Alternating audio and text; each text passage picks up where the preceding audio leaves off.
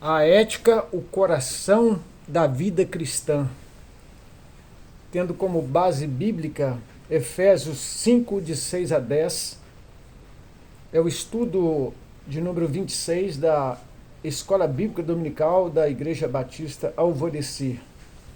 Vamos a considerações iniciais. Em um mundo em constante transformações, a distinção entre o certo e o errado parece cada vez mais tênue. Os cristãos enfrentam o desafio significativo de manter a integridade e a fidelidade aos ensinamentos de Cristo.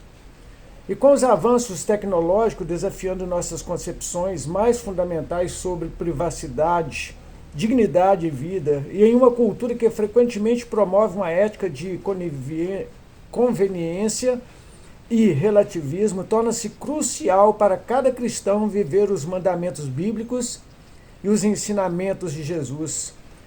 Inclui amar o próximo, ser honesto, buscar a verdade, agir com coerência e humildade, compreendendo profundamente o que a Bíblia ensina sobre viver de forma justa em um mundo caótico.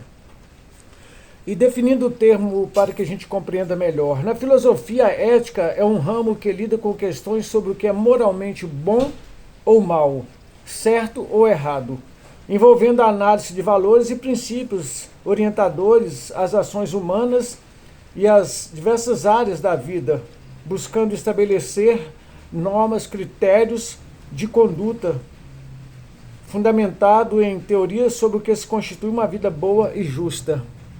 No grego, a palavra ética vem do grego ethos, que significa caráter ou costume.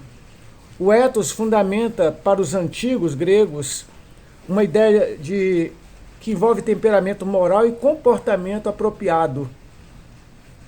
A ética está intrinsecamente relacionada ao desenvolvimento do caráter, à prática de hábitos que promovem o bem de todos, o bem comum. Na Bíblia, a ética cristã, baseada nos ensinamentos de Jesus Cristo, nas Escrituras Sagradas, ela nos orienta a comportamento e decisões à luz das Escrituras, nos princípios bíblicos. E, com isso, a ética ela é descrita como aquilo que deve ser feito, o nosso agir, nossas atitudes, o modo de ser e aquilo que define o traço do nosso caráter pessoal. Ou seja, recebendo aprovação ou não de Deus da maneira como nos conduzimos. O mandamento central na ética cristã é o amor, conforme Jesus Cristo destacou lá em Mateus capítulo 22, 37 a 40, quando ele resume toda a lei, os profetas, e o mandamento é amar a Deus sobre todas as coisas e ao próximo como a si mesmo. Esse amor, ele é um amor ágape, um amor sacrificial, altruísta, que busca o bem do outro, o amor de Deus em direção a nós e que nos ensina e nos modela para amar a Deus também. A Bíblia é a fonte da ética cristã e fornece diretrizes, preceitos, histórias que nos orientam ao comportamento cristão, e com isso nós temos como norteador os mandamentos, o Sermão da Montanha, e sobretudo para que a gente entenda aquilo que eticamente é correto e que Deus espera que seus filhos estejam produzindo no caminhar. Nós temos desde a referência lá em Êxodo capítulo 20, de 1 a 17, como Mateus 5 até o capítulo 7, quando temos ali o Sermão do Monte. E em nossos dias, é um desafio muito grande, uma postura bíblica diante de um mundo caótico. E nós temos então que viver um princípio para sermos luz e sal da terra. O pulsar da ética, a vida da ética, a vivência, a vivacidade da ética. O apóstolo Paulo nos desafia em Efésios 5, de 6 a 10, a viver de maneira digna do chamado que recebemos, rejeitando práticas mundanas e tomando posse de uma vida de pureza, de santidade, como verdadeiros filhos de Deus. Paulo aborda a expectativa ética para a vida dos cristãos, contrastando a conduta daqueles que vivem no paganismo, nos vícios, num propósito mundano, que correm atrás do pecado e não querem renunciar aos próprios prazeres.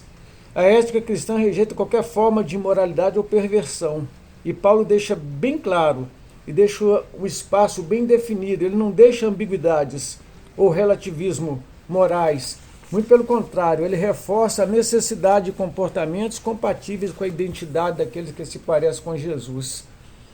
Nós temos lá em Coríntios, capítulo 10, quando Paulo fala: sede meus imitadores, como eu sou de Cristo. Paulo então convoca os cristãos a viverem como filhos da luz. É uma metáfora como aqueles que foram transformados por uma verdade potente, poderosa, e que deve refletir através de uma vida, uma luz que brilha em todo sentido, em todas as áreas da vida. E esse viver implica em produzir frutos consistentes e para a glória de Deus e que podem ser universalizados, contrastando com as obras infrutíferas das trevas, porque traz para o homem o norteamento. Pode servir para todos. Significa evitar deixar-se enganar pelos discursos do mundo e por aqueles que transformam a verdade em mentira ou bem em mal. Esse deve ser o princípio daquele que se conduz na verdade, nessa luz. Essa pessoa focar em virtudes e valores, tendo comportamento ético, conforme Filipenses 4:8.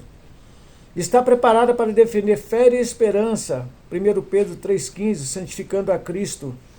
Não se identificar com aqueles que tratam a palavra de Deus com desdém, que não levam a vida de maneira zelosa, orientada na palavra de Deus. Posicionar firmemente e não participar da distorção do projeto